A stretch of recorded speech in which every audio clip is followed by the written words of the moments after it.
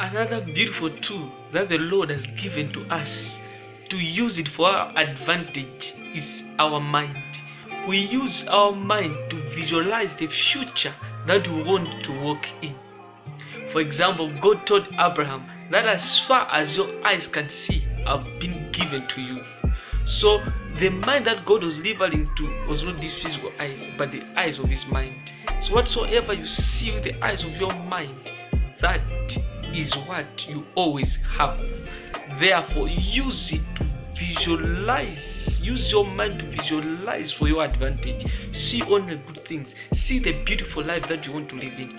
Let me tell you the fun fact. You will not pay anything from visualizing big. You will not pay anything from seeing something big. Therefore, see only big things with the eyes of your mind.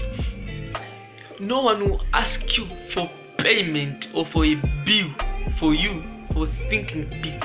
No one will ask you for a bill for thinking big. Therefore, think big.